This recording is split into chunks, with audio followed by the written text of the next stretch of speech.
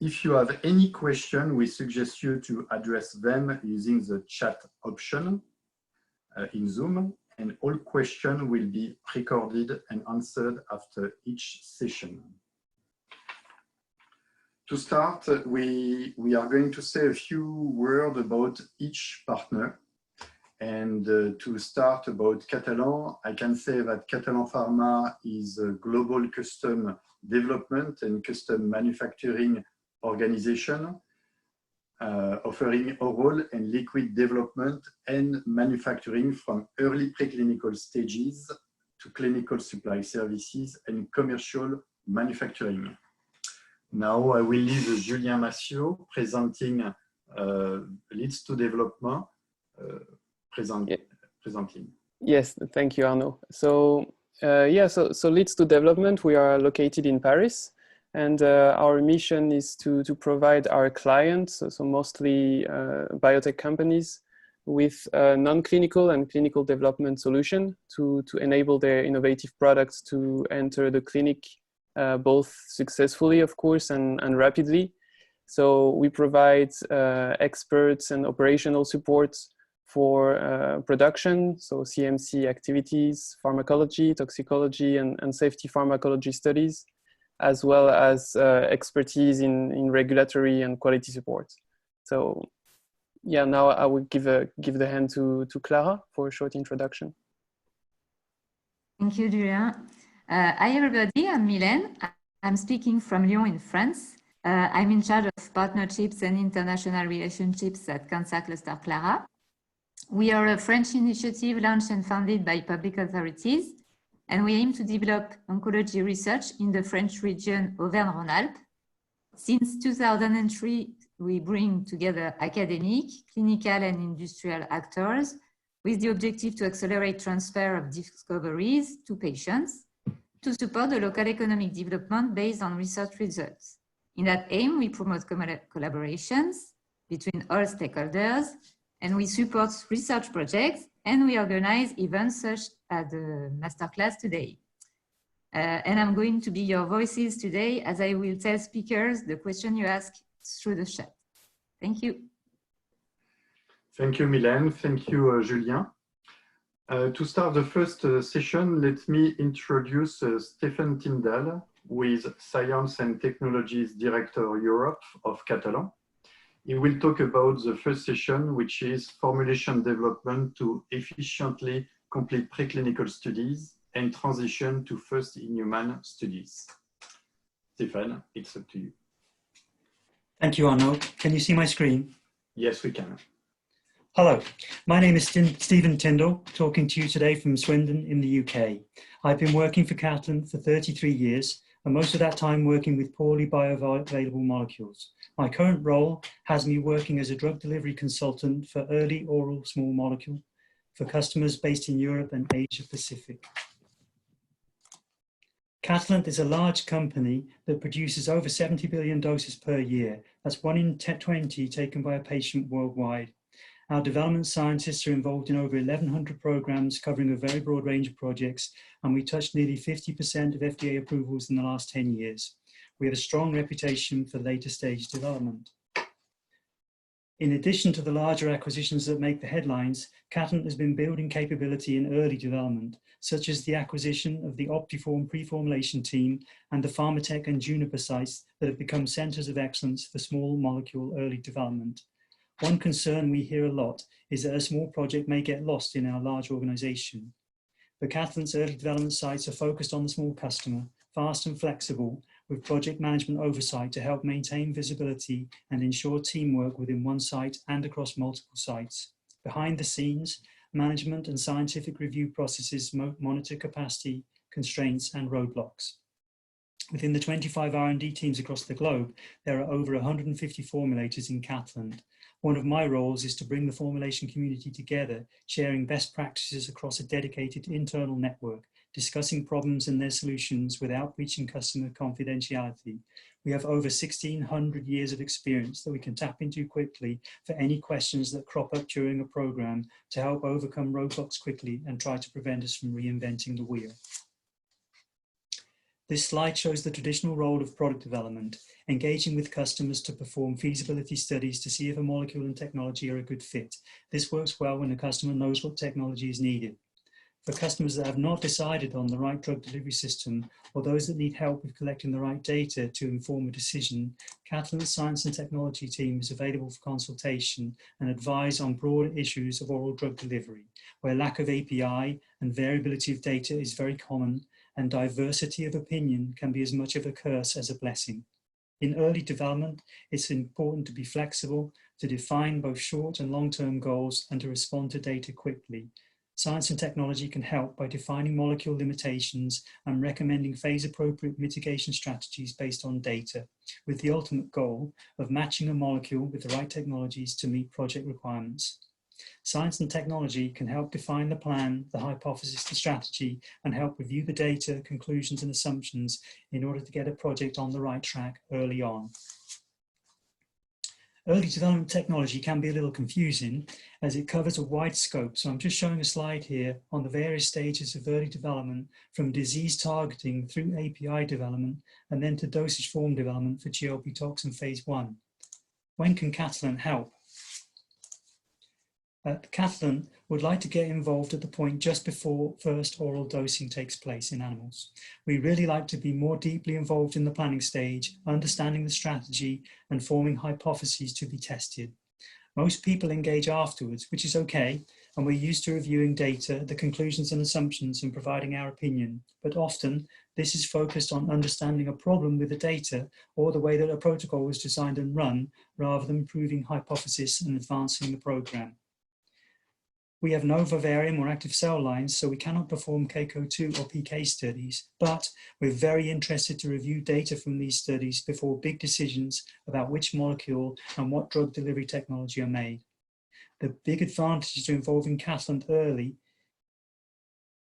is to bring an agnostic and scientific approach to technology selection using Catalent's breadth of experience of commercially viable technologies and experience from many, many molecules in a huge range of applications. Catalent can begin to provide expertise to first oral dosing studies in rodents to help with strategy and to help understand and prevent reasons for poor performance or high variation, which can save a lot of time and money in the longer term as part of the quality by design approach. This slide shows the developability classification system, which provides more meaningful information than the BCS for formulation selection. It's a good place to discuss bioavailability limitations and the potential causes, especially in first discussions about a molecule. The y-axis is permeability through the human small intestine. Permeability less than 1 is not likely to have a bioavailability greater than 60%, and this is the limit below which a molecule is said to be poorly permeable. The x-axis is the volume of biorelevant media, usually fasted state intestinal fluid, needed to dissolve the dose. The model uses 500 ml, and any dose that dissolves in the volume is said to have good solubility.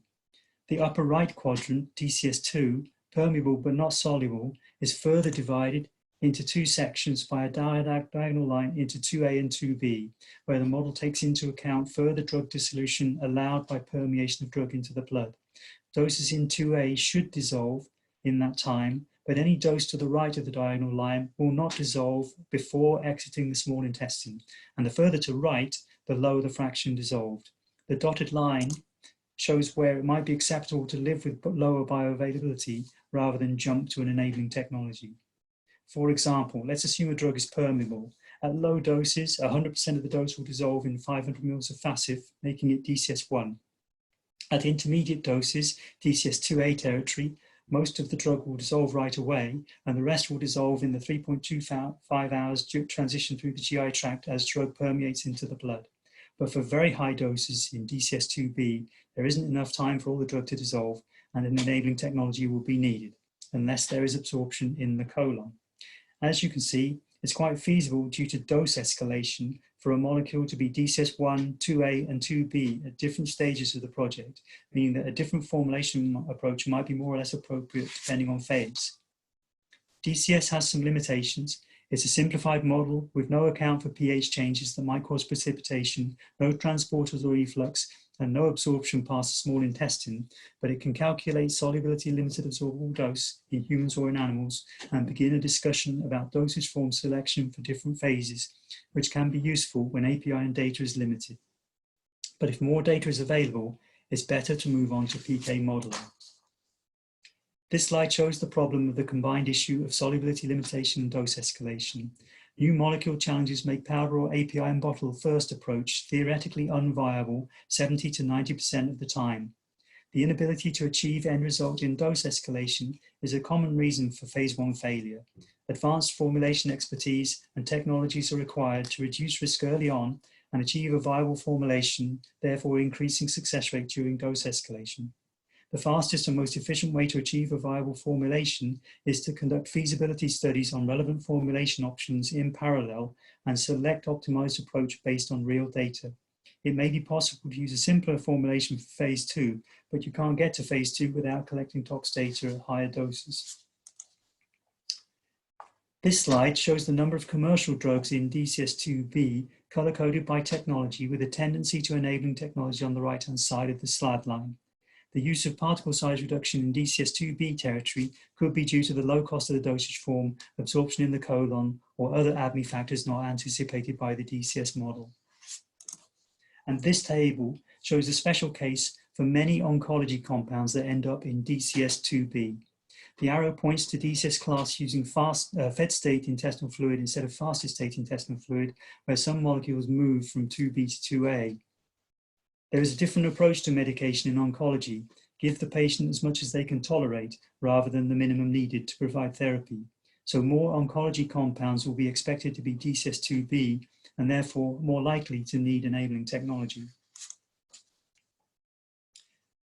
What is perhaps surprising for oncology compounds is they tend to be prescribed with instructions to avoid food, even though this could help reduce the dose as I've shown. Increased patient compliance and it could reduce the cost of medication. Cancer patients may not want to consume a high-fat meal, but it's already well documented that the food effect can be created using relatively small amounts of lipid materials that can be provided to a patient in a pill. I'm sorry, I didn't click there. To illustrate further, for protein kinase inhibitors, there was a $14 billion market in 2014, driven by 29 products supposed to grow to $36 billion by now. As a group, the PKI molecules were extremely poorly soluble, typically below 50 micrograms per mil, with one notable exception, which was Gleevec, which was highly soluble and a large therapeutic index. And what did the formulators do with this group? 55% were converted to salts, but only half managed to resolve solubility issues. 78% were formulated in standard delivery systems, and the remaining part were formulated with particle size reduction, which would not resolve the solubility issue, just dissolution rate. As a result, 41% showed low exposure, and 80% showed high and sometimes huge variability, which combined with a stringent dosage regimen resulted in increased concerns in safety risks and patient adherence to treatment. As a specific example, Tasigna, nilotinib, was a $1.3 billion drug. Patients, most of whom are elderly, take 400 mg tablets twice a day, meaning 6 hours of fasting per day. This product has a narrow therapeutic index with concentration-dependent adverse event profile that may be strongly associated with eating food, as much as an 82% increase, and the drug cannot be taken with proton pump inhibitors.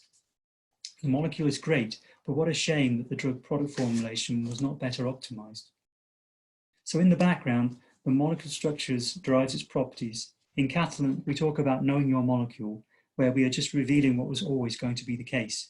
But by understanding a molecule and responding to data, we can attempt to mitigate any liabilities with careful salt or form selection, and by formulation, maybe mitigate some of the liabilities that the medicinal chemists have gifted to us.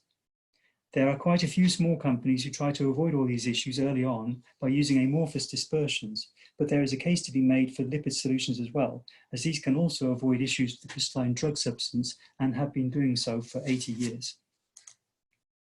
If I sounded like I was critical of the medicinal chemist, it wasn't intentional. I have a lot of respect for the skills required to design an API to meet many needs. I just wish that, as a formulator, I had the same amount of time to work on the drug product design as they get to spend on the API. I normally get 2 weeks.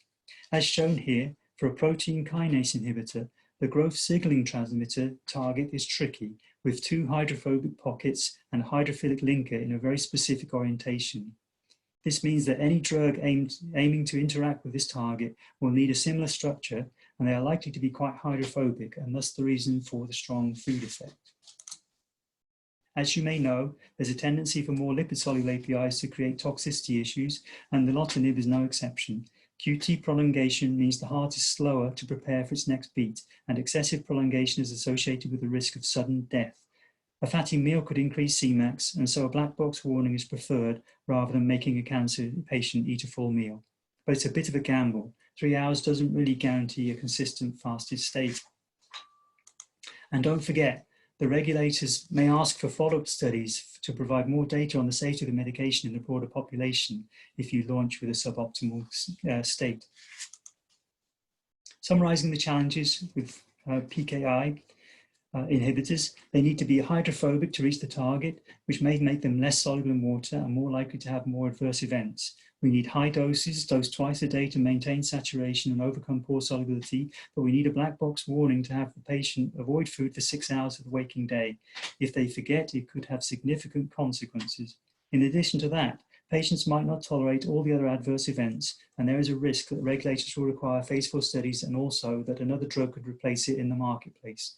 We need to exploit the bioavailability potential, reduce the toxicity, and reduce the risks that we won't meet our business plan due to not having an ideal drug.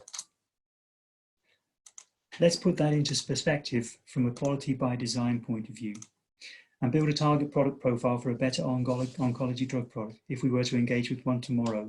We want a simpler dosage regimen, a wider therapeutic window, and no black box warning, less variability across all patients, and no drug interactions. So how would Catalent approach a new molecule in early development? Here's a summary slide showing Catalent's early development offering. It's a flexible series of services grouped into a 5-step process designed to achieve the deliverables in the bottom row. These are the right candidate molecule in the right salt or polymorphic form with the right technology, the right GLP tox formulation, and the right phase 1 study. You can use as little as many of these services as you like. Our goal is to add to understanding, not repeat studies that have already been done. Our service starts in candidate selection with advice on establishing challenges, liabilities in terms of pharmacokinetics, and picking a best candidate from maybe a handful using DMPK modeling. This can be an in silico analysis or modeling based on actual in-life data, and helps highlight the complex bioavailability challenges early. The second step may include screening for salts or polymorphic forms, or simply characterizing the sample, which may be useful if API manufacture is not yet robust or not part of your plan to optimize yet. The third step, parallel screening and technology selection, will depend on data, but could be single or multiple technology evaluation depending on the challenges. We save time and money here by using powder or liquid in bottle rather than spend a lot of time on finished dosage form development.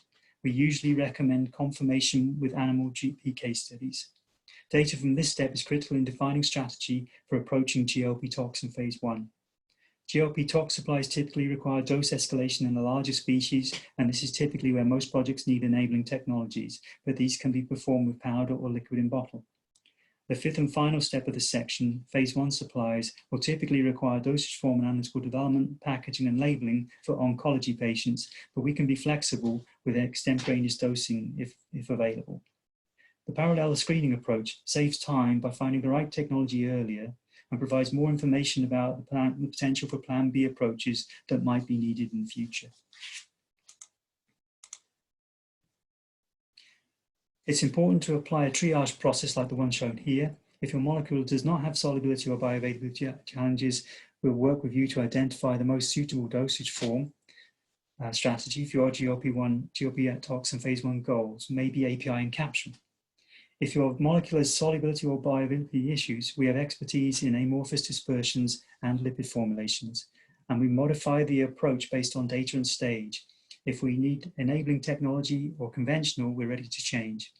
It's not really a feature of this presentation, but Catalent has a wide range of offerings, easy to swallow to deal with other situations, like our Zydis fast dissolve tablet technology for pre-gastric absorption to avoid first-pass metabolism, or our soft gel-based Optigel biotechnology for permeation enhanced delivery of peptides and small molecules. We have answers for many challenges. The evolution of formulation is critical to the successful program and needs to be taken into account the following. The transition from solvents to less toxic excipients, changing dose requirements, changing animal PK study requirements, changing API form or manufacturing process, and ideally, the determination of true cause for low or very bioavailability, if there is one. Even with the best flexibility, and partly due perhaps to optimistic project timelines, there still may not be enough time to resolve all the molecule liabilities. For example, short circulating half-life in humans, lack of absorption in the colon, failure of animal models to predict human PK, etc. This can lead investigators to adopt a combination of mitigation approaches. For example, to overcome short half-life, begin development of alternative molecules, but begin development of modified release dosage forms, or where the clinical study is to be conducted, begin dosing in humans as twice-a-day dosing instead of one while we develop the technology. To illustrate the point, for two more oncology drugs, both have similar properties, both have relatively high dose solubility ratio that puts them squarely into DCS2B. These are molecules with no permeability issue, but solubility less than 2 microgram per mil, and solubility limited absorbable dose below 10 milligram. It's not shown here, but both have a strong positive food effect. In both cases, lipid formulations outperformed other dosage forms early on. In particular, dose linearity with or without food up to 600 mg for enzalutamide. Early clinical studies were conducted using liquid and hard gelatin capsule before being transferred to soft gel for late clinical and commercial supply. Enzalutamide was brought to the market as first in class in soft gel and is a case study for expedited approval using lipid formulation, with basically the same fill formulation from preclinical to commercial. The lipid formulation performs the same in fed and fasted state. The soft gel dosage form provides a robust, commercially viable platform for the deployment of a range of diverse fill formulations. Development of a solid dosage form took several years to reach the market. This could be as a result of the longer development time needed to convert a spray-dried intermediate into a finished dosage form and the complexity of scaling up a powder blend instead of a solution. Apalutamide development, following a similar path, was delayed in phase 3 to bring a tablet dosage form to the market in order to account for a much higher dose requirement that would have not competed well as a soft gel, but is still prone to a food effect. Enzalutamide followed a good strategy, though perhaps for a little added cost, a parallel screening would have helped shorten the time to bring solid dose form to the market. And parallel screening would also have provided useful information on the viability of a solid dosage form for apalutamide. It's not really in this presentation, but it could be useful to know alternate approaches to defend an IP position. So as I wrap up this presentation, I'd like to leave you with the following points. Oral cancer compounds are likely to have high dose solubility ratio, which will make them solubility limited. DCS is a useful tool in early development to begin to define formulation strategy. Parallel screening with PBPK modeling and enabling technologies should be part of your toolkit in early development to help overcome various issues of API crystalline form, drug solubility, and potential to exploit food effect. Catalent has broad expertise in all aspects of early development, and we share your passion to bring medications to the market to help improve patients' lives. As we prepare for questions, I'd like to thank you for your attention today. Please feel free to reach out to me via the email in the next slide or on LinkedIn. With that, I thank you and pass you back to Arnaud. Thank you, Stephen. Very interesting. Are there any questions for Stephen today? Yes, there is 2 questions for now. First question is, how long would you estimate that a client would need to take their products through Catalent's pre-formulation process? I know this is a very difficult to answer. The pre-formulation process could be polymorph screening and salt screening. Each of these takes about 4 or 5 weeks. The technology evaluation and the parallel screening of multiple technologies, about 8 weeks.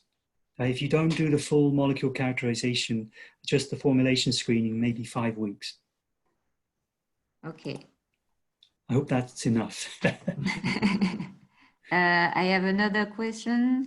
How much API is needed to screen multiple technologies in formulation screening? Oh, This is a good question. So we try to save as much API as possible. Where we can work in solution, in solvents, we can use maybe a gram. But to screen 3 technologies and maybe 10 prototypes size is enough to dose into rodents in a PK study, we need something like 25 to 30 grams. And that's without, and more would be needed if you did polymorph and salt screening as well. Okay. If there is only one technology to screen, we obviously need much less quantities. Yeah, for spray drying alone, a lot of people use spray drying alone, maybe 5 grams to develop 4 prototypes for that one technology, for example. The conventional technologies consume more, and hot melt consumes quite a lot as well. Mm-hmm. And Thank for you. micronization, could be also a few grams. Yes. Okay. Yeah. Are there any other questions from anyone? Thanks, everyone. There is Thank you. no more question. Thank you. Okay, thank you very much. So now let me introduce Julien, who was previously introduced Leads to Development, for the session about navigating through the regulatory challenges of early stage drug development, new chemical entities and biologics. Yes, thank you, Julien. Thank you, Arno, for the introduction. So, yeah, good afternoon, everyone. So I'm Julian, project manager at Leads to Development, and today I will go through all the different regulatory aspects of an early stage drug development, and this will apply both for small molecules and biologics, and more particularly applied for oncology. So to begin with, I really would like to go through the very main objectives of drug development program. And as you know, first objective is, of course, when you are developing new drug, is that in your future you can provide new treatments or new options to treat unmet medical needs, so that we can be able to cure more patients and improve their quality of life. But before reaching the market, there is, of course, a series of clinical trials. And this is a really stepwise process where we will learn about your products, and more especially about the benefit-risk ratio of your products. So for the very first clinical phase, which could be the first in human study, in the case your drug is used for the first time in human. And the very main objective is, of course, to assess the safety of your drug and to generate the very first pharmacokinetics data in human. And this is generally performed in healthy volunteers, but in the case of oncology, this is also usually done already in patients. And the very main goal of these phase 1 studies is really to determine what would be the recommended dose for phase 2 studies. And from there on, you will move to phase 2 studies where for all indication, oncology included, will be performed in patients.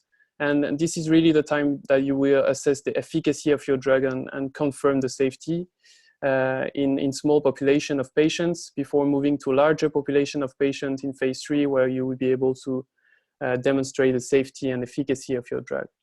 So the message here is really that when establishing your non-clinical or preclinical development program, that's really important to have in mind what you will be doing in clinic in the future, because the design of all the non-clinical development has to support what you will be doing in clinic. So that's very important to keep that in mind. And so regarding the non-clinical development, this can be divided in several types of activities, including the CMC activities, as presented already by Catalent. And this includes also manufacturing, as well as analytical methods, development, validation, and stability studies. And the non-clinical development, of course, includes all the pharmacology, toxicology, and safety pharmacology studies.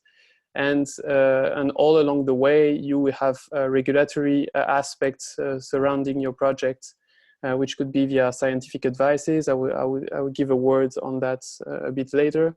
And of course, all the data generated all along these activities will allow you to compile your dossier for CTA or IND so that you can reach the clinic. And all along the way, Leads to Development really provides support in terms of operational management for all these type of activities, as well as regulatory support, which could be accompanying you for scientific advices and supporting for the redaction of this regulatory dossier. But first of all, let's move to the CMC activities. And what's very important at the very beginning of your project is really to identify what is your drug substance or your API, your active substance, which after formulation, and we heard a lot thanks to Stefan in this very nice presentation, that could be challenging, and so that you can really obtain the perfect drug product. And so in a word, the drug product really combine your active substance together with inactive ingredients or excipients, and then you can move on for a small scale process establishment. And from there on, you will be able to transfer this process to the right partners so that you can move to your first non-GMP production. And this is a very key aspect of your development, because this is the time that you will be able, of course, to demonstrate that you can generate sufficient quantity, of course, of your product, both DS and DP, and of course the sufficient quality. And this is very important to keep in mind, that those non-GMP materials will be used for a significant amount of non-clinical activities. And this includes, of course, the formulation development to find the right formulation for your drug product. This includes toxicology studies, both the preliminary studies, but also the GLP toxicology studies. So this is important to keep that in mind, as well as parallel activities such as the development of analytical methods, stability studies to generate early enough stability studies so that you can define as early as you can a shelf life for your product, and if needed, a reference standard. And altogether, this will really allow you to define what's the specification of your product for your future clinical material. And by there, I mean all the different attributes that will be checked so that you are able to release your product for the clinic.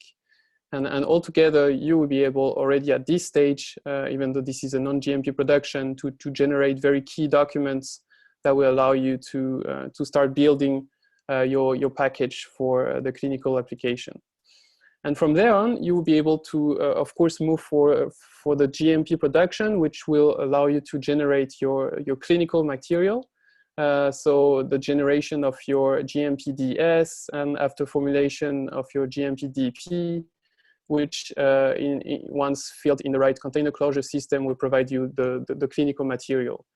And once again, that's important to keep in mind that the GMP production will provide you this material for the clinical study, but you will also need to take into account material needed for all the quality control of your product according to the specification, as I just mentioned, as well as stability studies to be able to show that your product is actually stable during its period of use. And of course, a retained sample that could be needed. For example, in the future, you modify slightly your manufacturing process and you may need to perform some comparability studies, for example. And altogether, you will generate key documents, once again, the manufacturing documents, the batch records, certificate of analysis. And in the case of Europe, the investigational medicinal product, which is the drug product batches that will be used in clinic, are needed to be released by QP. That's also something to keep in mind. And in parallel to these manufacturing steps, that's also very important, of course, to develop all the analytical methods and proceed to the validation of these methods, of course, according to the stage where you are in the development. And this will allow you to really confirm that you have the right quality of both DS and DP. And this is confirmed by different type of attributes that could be very general attributes, such as appearance, pH, osmolality, etc. And of course, the identity, the content, and the purity of your product, which is important to be early enough able to define what's the impurity profile of your product. And in the case of biologics, that's important to, and that's needed to develop a test that allow you to confirm that your product is active. which is the potency assay. And altogether, these methods need to be stability indicating, because they will be used, of course, to release your product, but also in the scope of the stability studies. And these stability studies are a key also to help you to determine what's the main product degradation pathways. And this is done through different types of stability studies. We could be in accelerated conditions, but also stress testing studies where you put your compound in some very harsh conditions. And the stability studies also help you, of course, to determine what's the optimal storage condition, and of course to help you to determine what's the shelf life of your product in this storage condition. And this is thanks to the long-term condition stability studies. So that's pretty much around all the very key manufacturing CMC aspects of your program. And then you also this program also includes all types of non-clinical studies, such as the pharmacology studies, where you will be able to define what's the mechanism of action of your drug, and of course assess the efficacy of your drugs in vitro and in vivo. And in this step, that's very important to be able to build a strong rationale around these studies. And this includes the development or the use of the relevant model. So this could be for in vitro, for example, the right cell line that express the right targets related to your drug. And this will allow you to define these key proof of concept studies. And in parallel to this, you will be also able to generate data according to the ADME of your product, such as metabolism studies, to help you early enough to determine whether you have metabolites and what are these metabolites. And of course, also to generate very first pharmacokinetic studies, pharmacokinetic data in animals, in different species. And this will help you, of course, to understand more around your product, but also will help you to generate data so that you can define what's the best animal model for your toxicology studies. And altogether, this will provide you PK/PD information, which is really important. And actually, these studies can start very early in the process, and they can be supported by a publication in peer-reviewed journal. And if it's not the case, that's really recommended to generate for these studies study reports, so that when building your clinical trial application dossier, you can cross-ref and you can actually refer to real study reports. And of course, during these studies, that's important to develop early enough your bioanalytical methods so that you are able to actually detect your drug in the blood circulation, your drug and possibly its metabolites. And from there on, you will be able to move for toxicology studies, which will allow you to identify and characterize the potential toxicities associated with your product. And if there are some effects, observe whether these effects are reversible or not. And once again, here I refer back to my very initial message. That's very important to keep in mind that these toxicology studies are really here to support what will be done in clinic. So the design of these studies really need to be designed according to what would be done in clinic. So you really need to mirror the design between these toxicology studies and what will be done in clinic. And altogether, these results will help you to really determine what's the starting dose that would be used for your very first clinical study, either FIH or phase 1 study. And these studies are usually performed using one rodent and one non-rodent species, with usually repeated administration, and that's also recommended to generate additional pharmacokinetics, toxicokinetic data, and the recovery group, as I mentioned above, to observe whether the effects are reversible or not. And usually in the case of oncology, in the scope of these studies are included safety pharmacology studies, which help you to observe any effect of your drug on the main organ systems, which could be cardiovascular, which is usually performed in the scope of non-rodent GLP toxicology studies, and the observation of any effect on the respiratory function or central nervous system are usually included in the scope of rodent studies, and this allow you to be able to, for ethical reason, of course, to use less animals for these studies. Yeah, so that's pretty much all the different type of activities. So to summarize, what's important to keep in mind is that this is really a stepwise process, where after transferring your process to the right partner and be able to confirm that they can actually obtain the same product as what you did in the lab scale, you will be able to generate your first at-scale batch, so your first non-GMP batch. And that's important to keep in mind that this batch will be associated with very key and uncertain amount of activities, as I just mentioned, and of course will be also sufficient stability studies accumulated so that you can determine already the shelf life of your clinical product. And after that, you will be able, of course, to move on for GMP manufacturing for the clinical material, and of course go to the clinic. But all along the way, you will learn about your product, and you will also ask a lot of questions around your product. And you know, every product is very unique, and your product is also unique.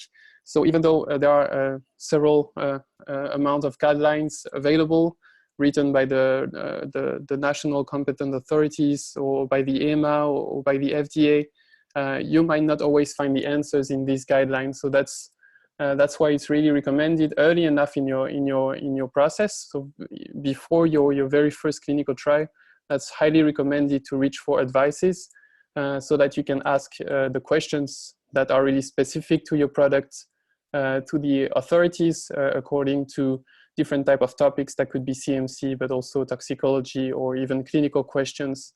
And that could help to guide you to ensure you that the package that will be delivered to the authorities before the authorization is actually complete.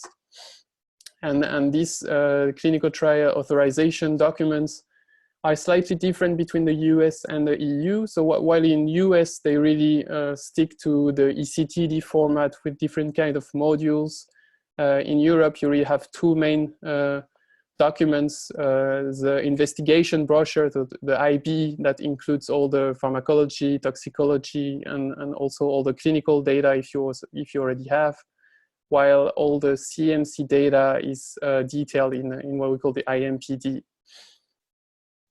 So really all around this presentation, the main message, of course, is that if you want to build the best package for your clinical trial application, you need to have a well-designed and well-executed development plan, so that you can confirm that you can generate a very good quality and, of course, good safety product to present to the authorities.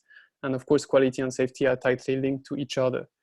And as I already said, your product is unique, so you might not find all the answers in the guidelines.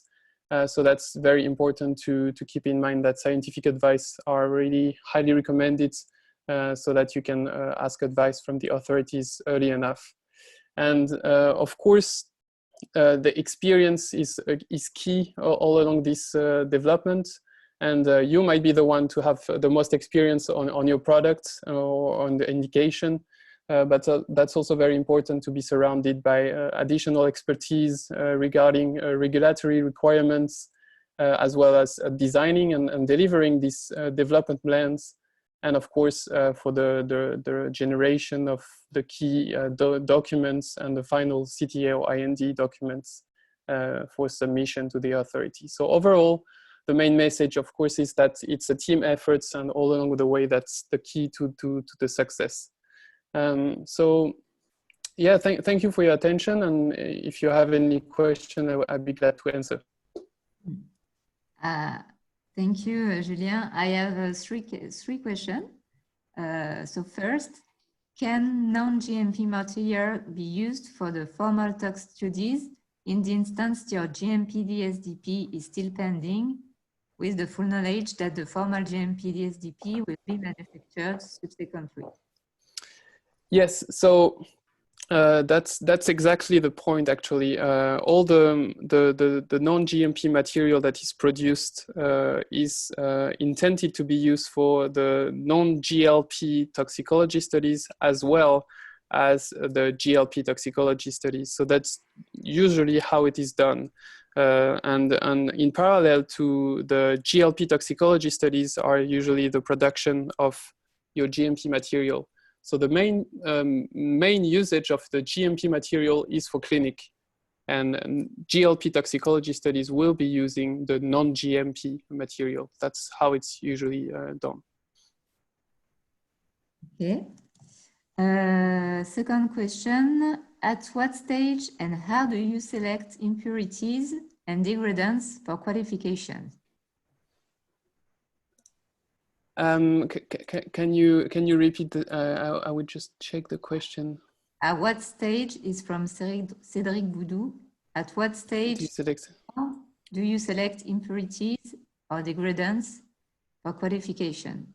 Yeah, so this is once again very good questions, and what we intend the most to do is to generate a non-GMP material which is not too pure, because we want a GMP material to be with a higher purity compared to the one that was produced in non-GMP. So that when you actually perform your GLP toxicology studies, you are able to qualify as much as possible impurities. So of course you don't want a product which is not too dirty, but you don't want something too clean. So that's so as Cedric said, you can actually qualify as much impurities as possible during your first GLP toxicology studies. Thank you. Another question: are nanoparticles being used as an approach to improve dissolution or absorption at non-clinical studies? So yeah, good question.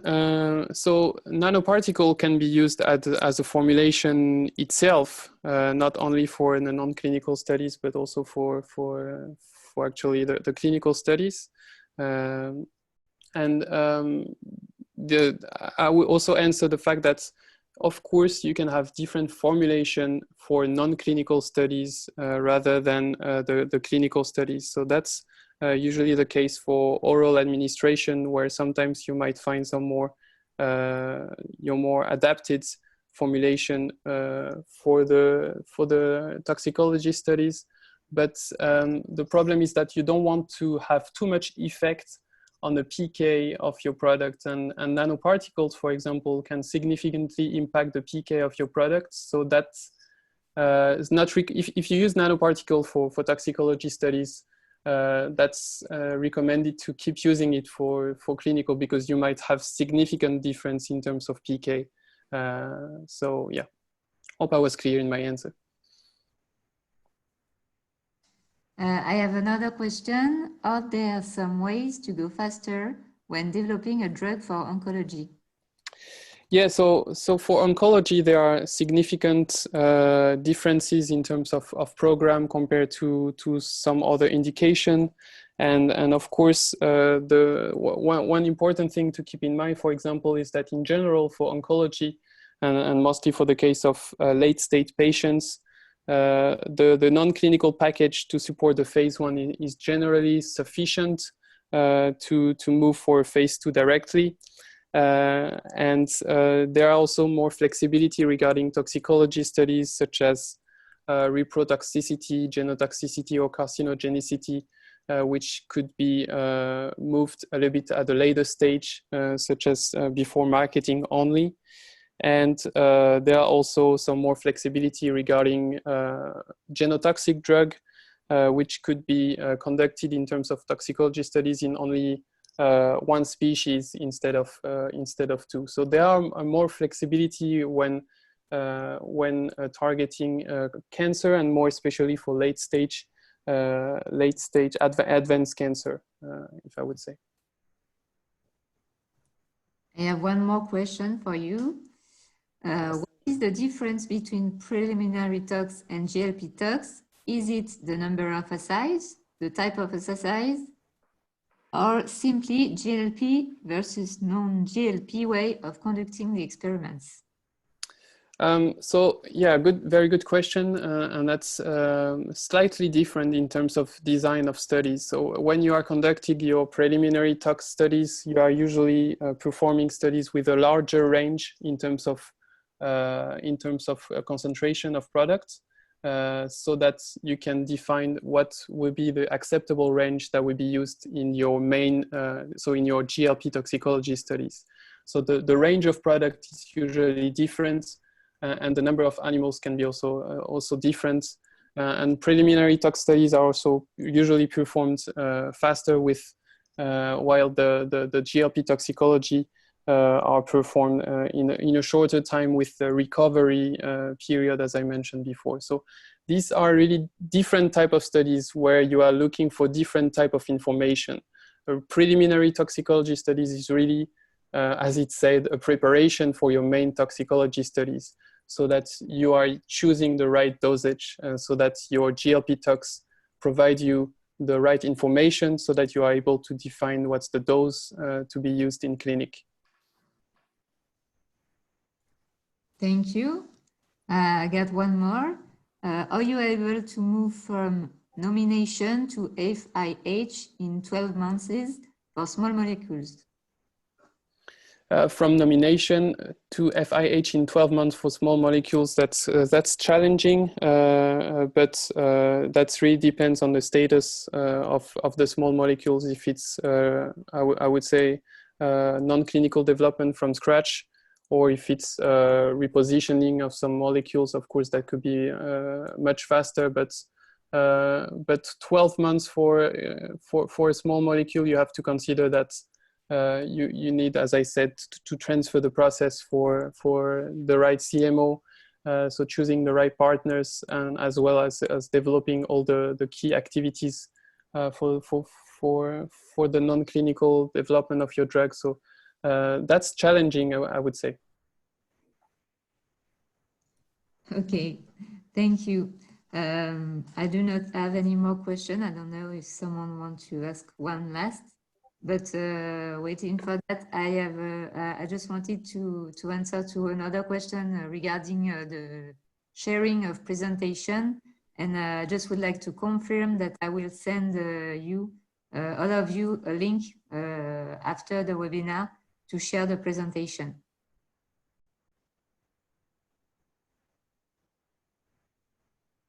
Okay, thank you, Julien. Thank you, Mylène.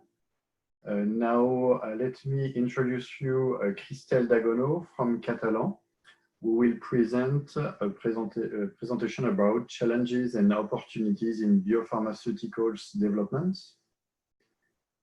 Christelle, up to you to share your screen. Yes. Yes, good. Thank you, Arnaud, and good morning, good afternoon, everyone. So let me know if you can actually see my screen. I believe we can, yes. Okay, excellent. So, yes, thank you for the intro. So my name is Christelle Dagonneau. I've been working at Catalent Biologics for almost 9 years, managing business development activities in Europe. But I've been working in the biologics CDMO space for more than 15 years. So very happy to share some biologics CMC insights with you today. So before I dive into this presentation, I just like to tell a few words about Catalent Biologics so that you can understand where we are coming from and why we are here today sharing this webinar with you. So for those who have never heard of Catalent before, we are a fully integrated CDMO with a capital D for development, who partners with early stage biotechs through, to pharmas to get their biologic candidates, whether they are a mAb, a protein, a cell, or gene therapy product, from preclinical to clinical stage and eventually to market. So we can actually support early stage, development phases using best-in-class proprietary technologies like GPEx for cell line development or SmartTag for ADCs. And we can also support, all the following activities: process development, analytical development, through to drug substance and drug product GMP manufacturing. And this is done actually in multiple sites spread across US and Europe. So throughout the last 20 years, Catalent has accumulated a broad depth of expertise from cell line development through clinical and commercial supply. And we are very proud today to mention that, like more than 120 clinical trials are run globally using our GPEx cell lines, that there are more than 13 GPEx products on the market already. Of that, our sites are supporting more than 35 biologics commercial products. So this should just give you a flavor of the number of preclinical and clinical programs that we are supporting behind this scene to achieve such statistics, and which also then allow us to share some of this experience with you today. So let's now focus on the key topics of this session and spend some time reviewing the standard pathway to phase 1 for a mAb or protein candidate. There's been already some intro around that by leads development, so I think that's a nice transition. So usually with mAb protein, everything starts with the identification of a lead candidate, a lead sequence, and this may require to perform some humanization of a sequence, to do some protein engineering, to screen some different variants while looking at stronger affinity or higher activity. All of that is performed usually with protein material generated by transient expression, which is fast and inexpensive. Then, when the lead sequence is selected, the cell line development steps can start.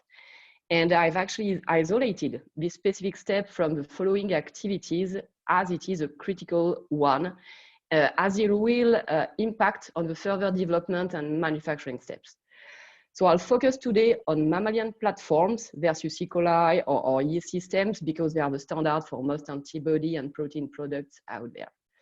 So after the monoclonal cell line has been generated, a manufacturing process will be developed, optimized, and scaled up.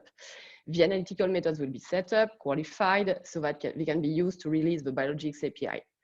Usually, we manufacture a master cell bank or working cell bank, and then we use it to perform the actual GMP runs. So all along those steps, like Julien mentioned earlier, the non-GMP and the GMP material will be used in stability studies, will be used to characterize reference standards, and do some preliminary formulation work. So I'll spend some time talking about specifically the cell line development step, since this is so not only my favorite topic, but truly the cornerstone of the CMC package. What actually is a good cell line? So usually people immediately think about titer, high titer. This is key indeed, but a good cell line should also be a very stable cell line where the titer does not drop after a few production runs. Monoclonality should also be demonstrated, and with up-to-date technologies, because there's been some recent update in this field. Also, a key aspect biotech tends to forget is the IP.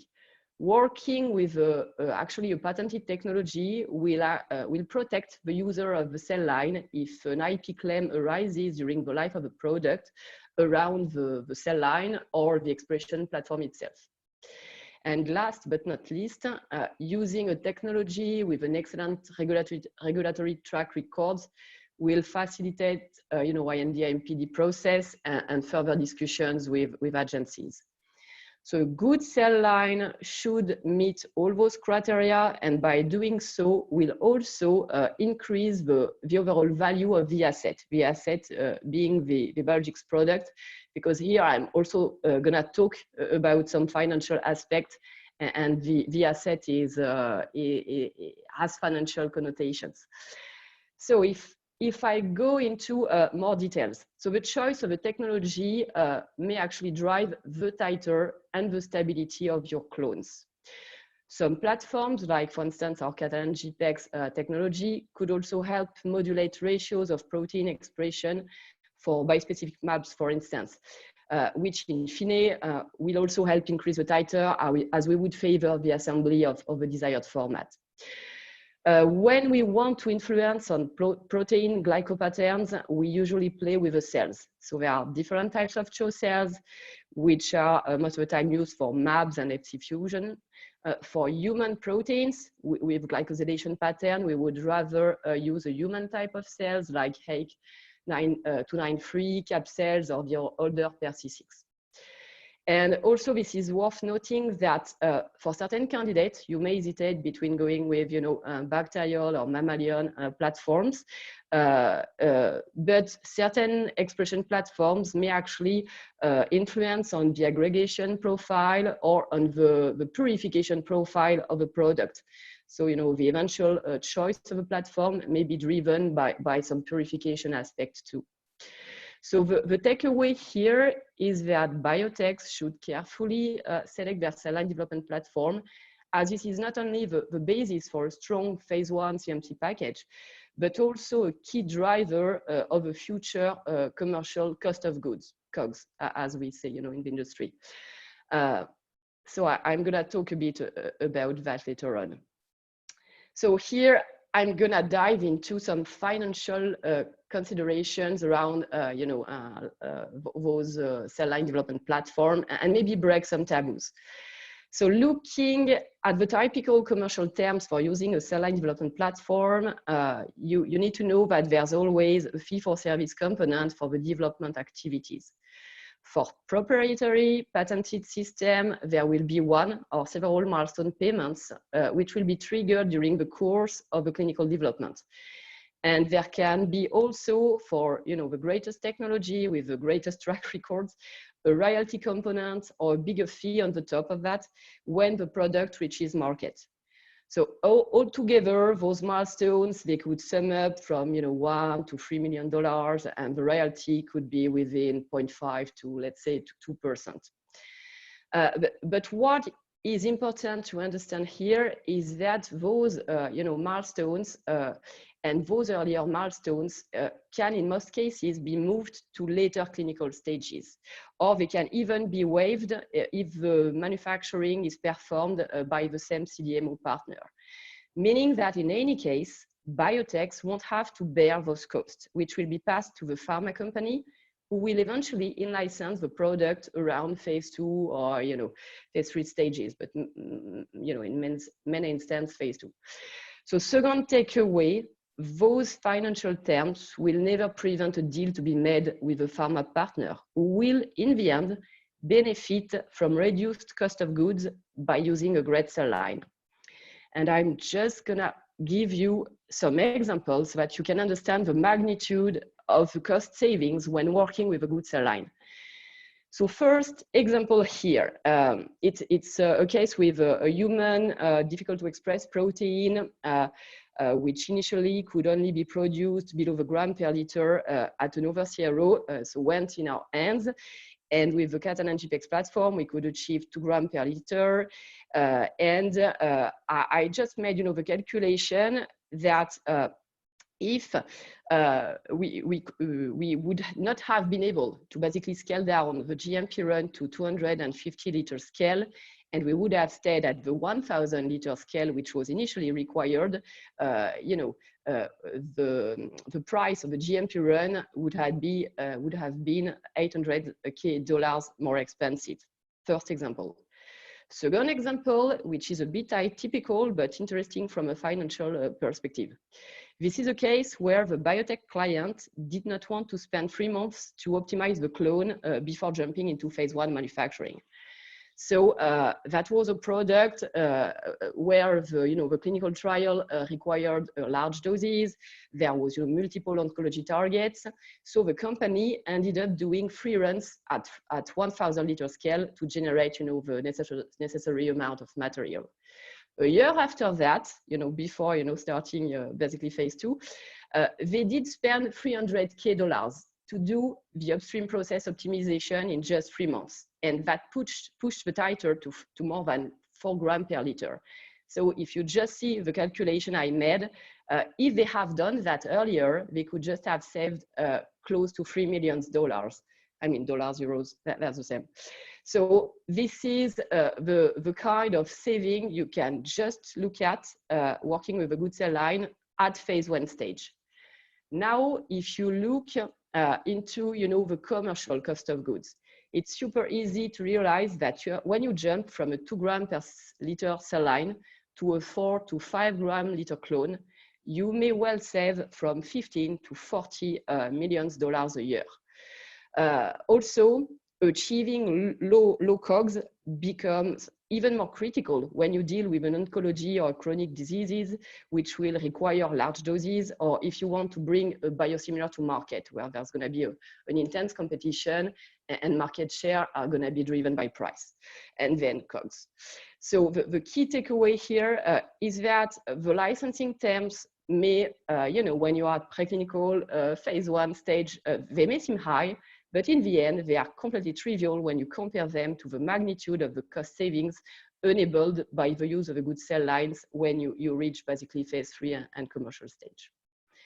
So if really one thing to capture from this webinar, that should be that the use of a best-in-class cell line development platform should not be seen anymore as an expense item, but actually as an investment for a biotech candidate.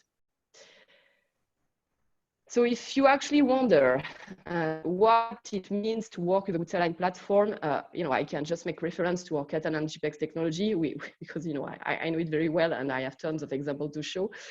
And this is one of the leading cell line development technology out there. So this technology, it has all the track records. It's been widely used across the world for manufacturing both novel biologics and biosimilars.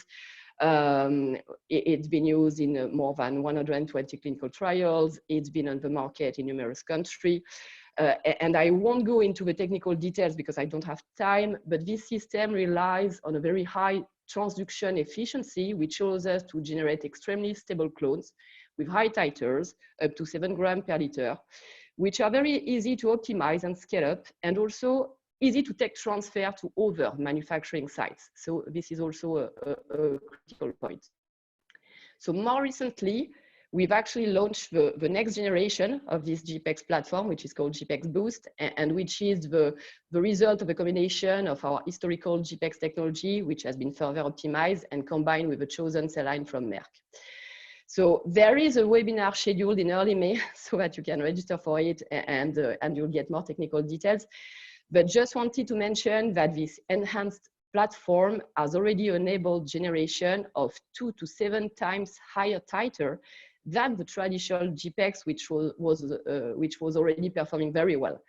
So, and this has been actually particularly true with the most significant titer increase for difficult to express proteins, where cost of goods are critical, a critical point to address for commercialization purpose. So, this is the range of titers of, features you should be looking at.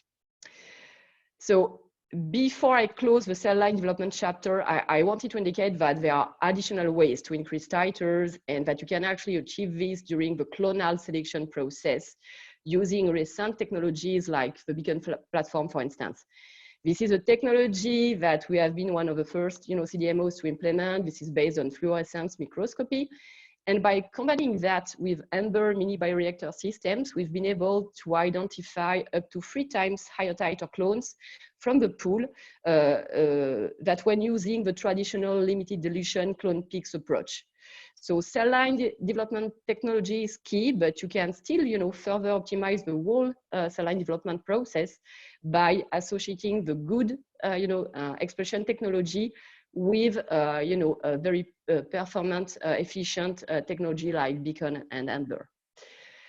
So I hope you could learn, a few things around cell line development, and I'm just gonna switch to the CDMO, criteria selection process, because this is, another things which is important, I think. So for small biotechs, when you start evaluating potential CDMO partners, there are a number of things to look at. So maybe one of them should be to make sure that the CDMO will have the relevant capabilities, scale of manufacturing to support the program from preclinical to phase 1 and 2 minimum, because no one wants to lose 6 months in tech transferring a process because phase 2 needs were underestimated and you don't have, like a 2,000 liter bioreactor on site to support. So today, most CDMOs, they are equipped with single-use bioreactors, so which is becoming, like a must-have. So that should be an easy box to tick. It can be important to look at the number of manufacturing suites to ensure, flexibility around GMP slot reservation. So you don't need 30 suites, but at least 2, 3 suites so that you can get a slot when you need it. A good CDMO will also try to harmonize equipment between the process development, the non-GMP labs, and the GMP suite to ensure smooth transition to GMP activities. On-site analytics should be mandatory for in-process and release testing. That seems, like an evidence, but I still hear of CMOs who basically don't have that in-house and causing delay and issue. Integration of capabilities is another important feature, but I'll talk about that in the next slide. Project management, communication process, this is another key aspect. Not one CMO has the same, culture here. Not one is performing equally. So, really try to make sure that the way the CMO will communicate will be a good fit for you. And eventually, I would really recommend that you go and meet with a CDMO, even if it's not in the same country, in the same region, European, US based. There is a cultural, a people fit that has to happen, and this is very difficult to assess on the phone. So it's with all those COVID time, we could use the Windows classes and do some virtual tour, which is great. But at some point, go and meet the people. You've got to feel that the CDMO you'll select care about your actual drug candidate, your baby. That the CDMO has put the patient in perspective, because there are patients behind. And if you don't feel this fit, just don't sign, because this is mandatory. The CDMO will be a long-term partner. You need to feel comfortable with all the members on their team. And my very last recommendation will be really for early stage biotechs, working, preclinical to phase 1. Make sure the partner, the CDMO, has a true development experience, like, a capital D, like I say in its name, because this is this development experience which will really help bring the program to phase 1 and help solve the issues you'll meet on the road, because there will be, and they will be, development related. So just mentioned, integration was an important criteria. So this is indeed obvious that the more you will integrate, the fastest you will reach phase 1. And since time is money, the more dollars you'll save. So there are actually 4 main sequences of activity you can think of doing at separate organization. First, the cell line development, then the drug substance manufacturing, including process and ethical development. Then the drug product manufacturing, mostly vial fill and finish for phase 1. And finally, what we call the clinical packaging, which may or may not be combined with drug product manufacturing. So by integrating those activities as much as possible, not only you will get material transferred faster within the same organization, but you will save time and energy by handling fewer number of contract discussion. You will de-risk the whole program by working with streamlined quality processes, for instance, and you will reduce the project management burden on your side by having a CDMO partner coordinating the different activities on behalf of you. So, we could speak a lot about integration, but time is flying, and I believe I just have 1 or 2 minutes left to cover, some of the timeline and budget consideration. So, jumping into budgets, what you should plan for, from CDNA, through cell line development to phase 1 DLCB manufacturing, it's really a $5 to $6 million envelope. You need to be aware that working on complex protein formats could easily add another million to this range.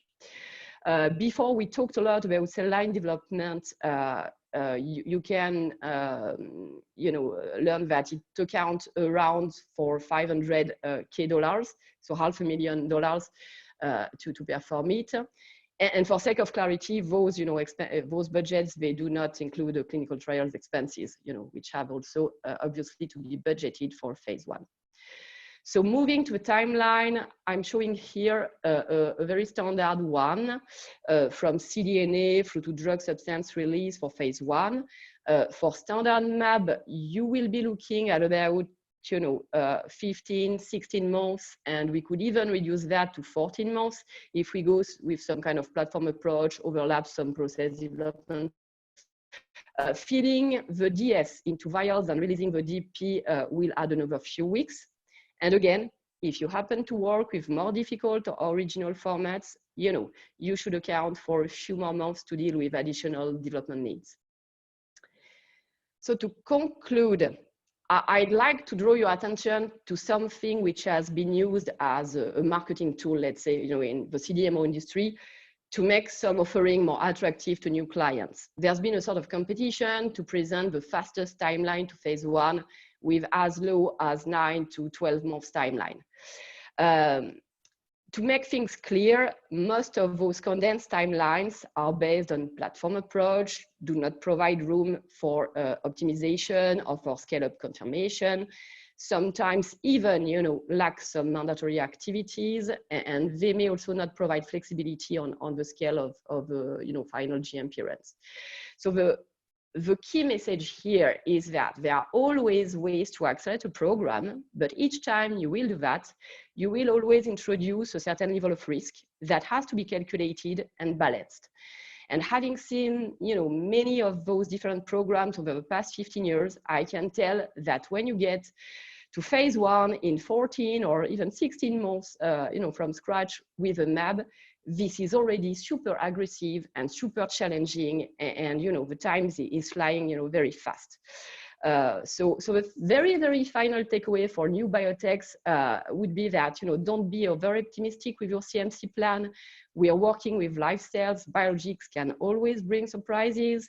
And VCs boards, they don't like deviations. They like projects which go as planned. So, rely on proven technology, work with CDMOs with excellent development expertise. This will dramatically help to forecast and then stick to your timelines and budgets. So hope this session was helpful to you and helped you to get a better understanding of the current biologic cell line development, CMC landscape. Wanted to thank you for your attention, and I'm happy to take any questions. Thank you, Christelle. I've already have 7 questions, I think. Are you ready? Yes, I am. On a regulatory point of view, when do you have to lock your cell line for biologics? So basically, the cell line, after we finish the clonal selection, we may want to do a bit of process development just to basically identify the best clone that will gonna go into master cell banking. Because when you have produce the master cell bank, then this is fixed. That's gonna be the clone you'll have to bring to next stage. But still, the titer, for instance, it could be optimized. It's just that you can't change the clone. So basically, a few months after clonal selection is done in terms of timeline. Okay. If a company develops a cell line in their lab and use it to go to phase 1, and then wants to develop a better one for phase 2 and beyond, is that possible? Okay, I mean, yes and no. So you could still change a cell line, but the thing is that you'll have to demonstrate that the new cell lines is behaving exactly the same that the former cell line and generating the same data. So you would have to go through a lot of what we call comparability studies. So first, it's gonna take a lot of time, it's gonna be super costly, and there is a big risk that because, you know, again, this is biologics, the cells, they may behave a bit differently, and so the new cell line may also behave a bit differently, raising issues. So, you know, go and start with a good platform right away. There's no saving here, clearly, by working with a cell line made in a lab. Okay. Can you comment any additional considerations when it comes to development of non-traditional antibodies such as bi or multi-specific? So, so the development, there's been many things happening with multi-specific that could be so titer issue. Sometimes some of those formats, they are very difficult to express. So you end up with a very low titer, hence the need for, you know, good platform. Then another issue is actually that you can generate multiple formats. You know, you could have, you know, light chain, heavy chain. They could rearrange an assembly, not in the way you want them to make the assembly. And so you're gonna end up with like a mix of the different formats, and the one that you want, it's going to be a low proportion of the mix. So first thing, you know, titer of the specific format is going to be, like, the productivity is going to be very low, and then you'll have to get rid of the other formats, so that's going to impact on the purification development. And those formats, they can also even, you know, if you have the right format right away, be a bit also difficult to purify. And sometimes also to, you know, because it's really, you know, a wide range of things to address. Also in terms of analytics, some of those formats, you know, it can be a bit challenging to develop like a cell-based assay, a potency assay, because of the multi-specificity of the candidate. So lots of things to address, which takes time. That's basically the message. Thank you. Another question, are development timelines impacted if non-CHO cell lines are utilized? Yes, that's what I mentioned, that if you're going away from the standard, you know, CHO map format, and for non-CHO, so like, for instance, HEC293, you can kind of directly add, you know, 4 or 5 months to the timeline, because, you know, the titer may be lower, so you may want to spend some more time, actually, you know, 2 months, 3 months to do some more what we call upstream process development to raise the titer. And then also, usually when we use non-CHO cell lines, that means that we are working on protein and not antibody. Protein meaning enzyme or human proteins with some kind of glycosylation profile. And that can actually lead to a lot of purification issues too. So, you know, both process development for upstream and downstream aspects are gonna take, you know, a few more months. Thank you. Another question, are the costs 5 to 6 million quoted also applicable to ADCs? No. So ADCs, actually, they are a much more complex format of biologics, where basically you conjugate an antibody. So you should account for the cost of development of the antibody. So everything that I spoke about, this is very true. But then you need to account for the cost of development of the actual conjugation and production of you know, the linker and the cytotoxic. And the thing is that there is a payload, so you've got to use you know, GMP environment where you can, you know, on one side produce the antibody, on the other side chemical payloads. So that makes the whole cost of handling ADCs, yeah, much superior to the $5-6 million bucket. Okay. What question should you ask the CDMO to find out if their advertised timeline is reasonable for your program? Basically, you need to get into the details so of a program, so basically of a biologic candidate. So what are we talking about? Are we talking about a standard mAb? Are we talking about a bispecific? Are we talking about a human protein? So then, the level of development and the timeline may be different. And then when you look at a timeline, at a CMO, between the talk from leads to development, my talk, and I'm happy to provide more details, there are a certain number of mandatory activities which takes time. And you've got to be educated with those mandatory, activities, and then check that, all the CDMO you will receive quotes from actually will have those mandatory activities in the scope. Because sometimes, they can be, squeezed out or accelerated when we know that in reality, they may take time. Okay, I've got one more question. Some future alternatives of drug substance go to using insects instead of mammals, and animal-free alternatives, e.g. fungus-based source. What is your take on these alternatives? Also, oral MABs formulations are under development also for biosimilars. Any development from your side in this direction? Okay, lots of questions here. So first questions about the expression platform. So actually, they are not future or new alternatives. They are very old. The insect cells, I think there's been, expression in insect cells for more than 20 years. Animal-free or, algae, expression platform. They've been, like the plant platform, producing protein in tobacco plants. That's been evaluated, for certain protein that can work. But so if I take, each of those alternative platforms, one by one, for insect cells, there's been obviously, I remember from my old time where I've been working also on that, there were clear tighter issues, productivity issues. So in fine, cost of goods issues to working with a system.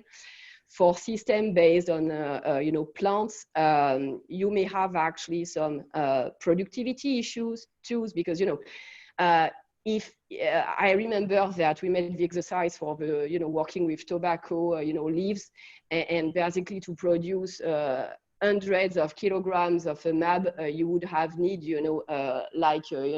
a department in France to, to cultivate tobacco to actually, make the drug substance. So at some point, some of those alternatives for specific protein, or if you look at very small quantity, they could be okay. But for 99% of the candidates we're talking today, they need to go with standard, CHO platform, and so that we can produce them in a 2,000 or 4,000 liter bioreactor, in just one GMP suite. And so that was, first question. And for the oral mAb formulation, there are actually, yes, very interesting initiatives around that. And I know, some of them because I know the companies behind.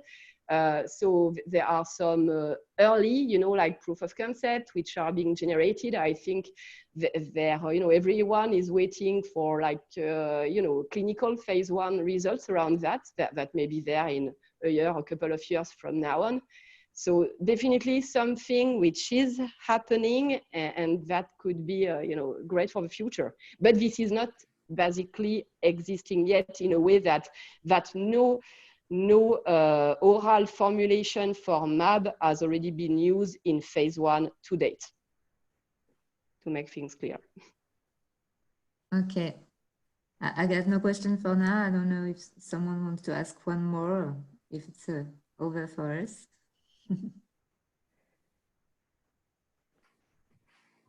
Excellent. Great. So I think, so I don't know if you want to conclude the webinar. One question. Oh, one more.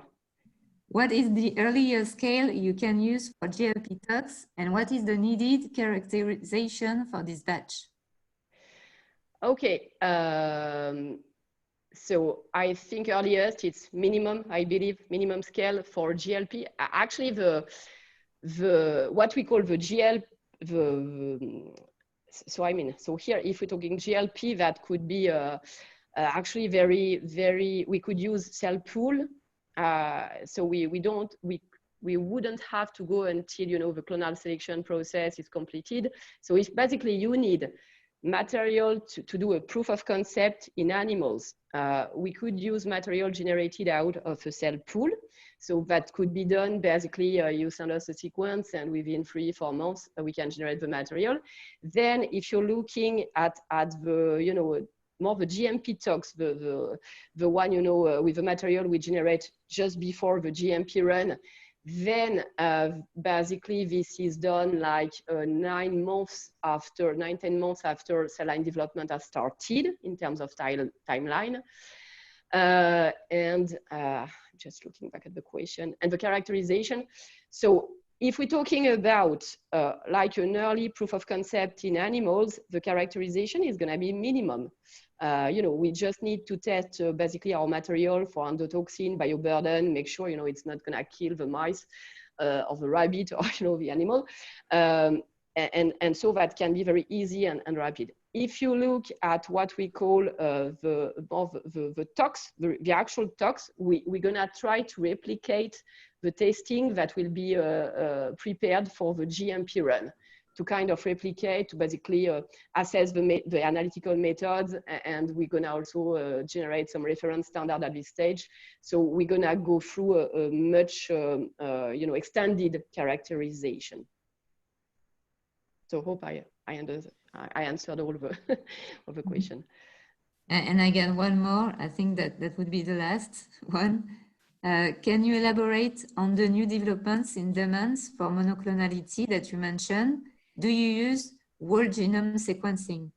Yeah, so the monoclonality actually, the claim has arisen from agency, I think maybe 5 years ago now, because there's been, you know, some instance where there was a big doubt that some cell lines, they went to market and not being monoclonal. So all the agencies, they wanted biotechs to demonstrate really the monoclonality by taking pictures, etc. So this has caused, you know, an evolution in the monoclonality demonstration methods, by the way you do it, by the way you actually demonstrate, you know, the evidence of monoclonality. And so this is coming from the agency, and basically all the CDMO, they have adapted to this request. So I mentioned Beacon earlier, which is a super great tool to do that. There are other ways, but this is, you know, the way we have adopted at Catalent. And yeah, we use actually I believe the question was using next genome sequence, so NGS method, which is actually it's a sequencing method where you sequence the whole genome, and this is indeed something that agencies are requesting more, and that biotechs are providing as a testing, yeah, with their CMC package. Thank you. I got no more questions. Thank you, Christelle. And I think we are going to close this webinar unless anyone has any point, any question, etc. Ultimately, you can contact any of us following this webinar. So if you have questions, if you have, of course, a project and a point to discuss, we'll be all happy to approach any question. And we would like again to thank you all for your participation today. And the last word for me will be to say, stay safe. Thank you. Bye-bye. Thanks, everyone. Bye-bye. Thank you. Bye. Thank you. Bye-bye.